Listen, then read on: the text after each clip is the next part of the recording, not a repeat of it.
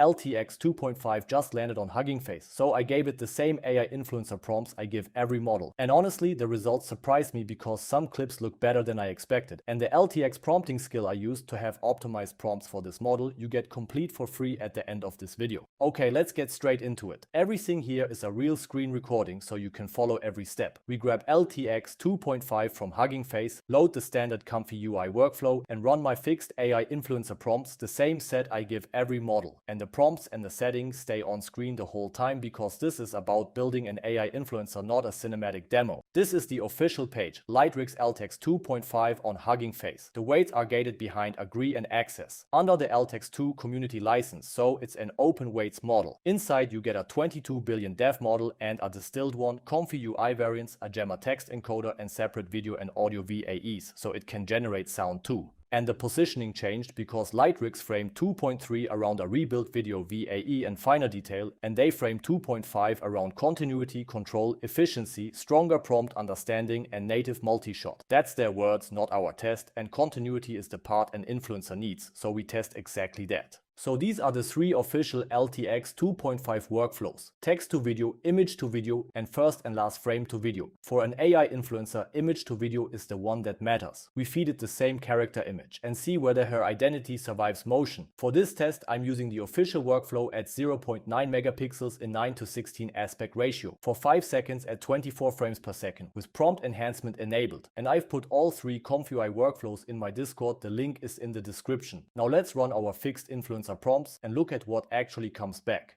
And this is Lina. If you've watched this channel before, you already know her. For this benchmark, she gets 2 fixed reference images and 2 fixed tests. And every future video model gets the exact same inputs. The first image is a controlled studio portrait. Test 1 is the expression test. The framing stays locked while her face moves from neutral into a clearly different expression. We are watching the eyes, mouth, teeth, skin, hair, and whether she still looks like Lina at the end. And this is what LTX 2.5 produced on the very first generation. Honestly, for an open source video model, I think this is extremely good. The expression develops naturally, her identity stays consistent, and even the teeth hold up. The only instruction it missed was that the camera should stay completely locked with no zoom in the prompt. Instead, it slowly pushes in throughout the shot. So the visual quality is strong, but the instruction following is not perfect. Reference 2 is the opposite. A real influencer style selfie with a high camera angle, a peace sign close to the lens, and a difficult body pose. The movement test asks LTX to coordinate her body, arm, hand and hair without breaking the selfie perspective, her identity or the room around her. And this is what LTX 2.5 produced on the very first generation. This is a genuinely hard stress test for the model because there are so many things happening in one prompt and one 5-second video. Body movement, facial movement, the hand, individual fingers, hair interaction, camera motion, and even the reflection in the window behind her.